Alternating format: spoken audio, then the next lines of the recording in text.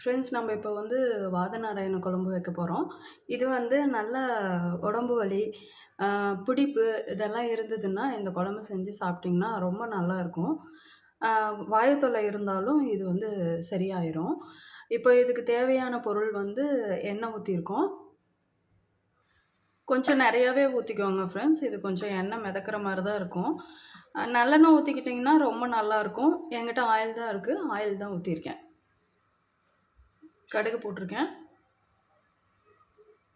கடுகு பொரிஞ்சதும் கொஞ்சமாக வெந்தயம், பூண்டு, வெங்காயம்,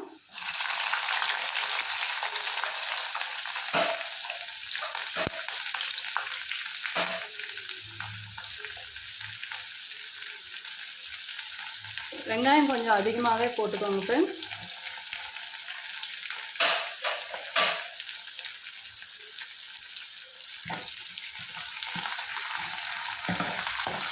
இது கொஞ்சம் வதங்கட்டும். பச்சை மிளகாயும் வரமிளகாயும் 2 போட்டுக்கோங்க.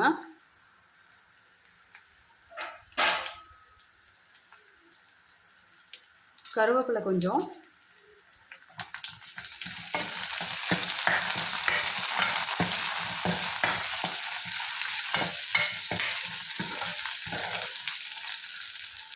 வாதநாராயண இலை வந்து 1 கப் போட்டிருக்கேன்.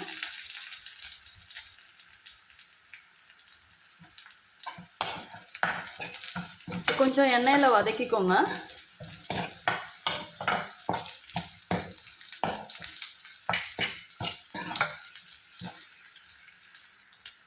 தக்காளி,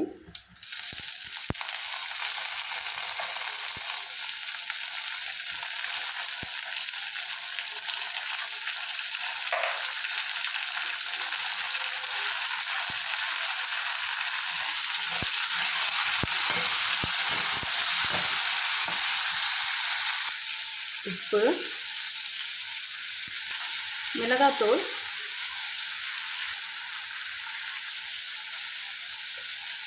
கொத்தமல்லி தூள்,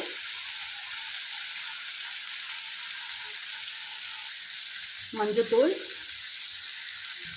பெருங்காயம், வேக தேவையான அளவு கொஞ்சம் தண்ணி. இது போல் தக்காளி நல்லா வெந்த பின்னாடி நம்ம அரைச்சி வச்சுருக்கிற விழுதை எடுத்து ஊற்றிக்கணும். இந்த விழுதில் தேங்காய், சீரகம், மிளகு, கொஞ்சம் பொட்டுக்கடலை போட்டிருக்கேன். இதை இப்போ ஊற்றிக்கிறோம். குழம்பு நல்லா அட்ராக்டிவாக தெரியும் சில பேர் வைக்கிற குழம்பு. அது வந்து மிளகாத்தூளை எண்ணெயில் போட்டு நல்லா வதக்குவாங்க. அப்படி வதக்கும் போது குழம்பு நல்லா ரெட்டிஷாக மேலே நம்மளுக்கு அந்த ஆயிலோட ரெட்டிஷ் சேர்ந்த மாதிரி காமிக்கும்.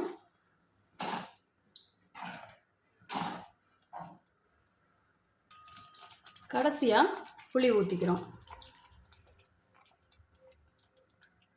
இப்போ குழம்பு நல்லா கொதிக்கிறதுக்கு மூடி போட்டு வச்சுருங்க. குழம்பு பாருங்கள் ஃப்ரெண்ட்ஸ், ரொம்ப அருமையாக ரெடி ஆயிடுச்சு. நீங்கள் ஊற்றி சாப்பிட்டு பாருங்கள், ரொம்ப நல்லாயிருக்கும் டேஸ்ட்டும்.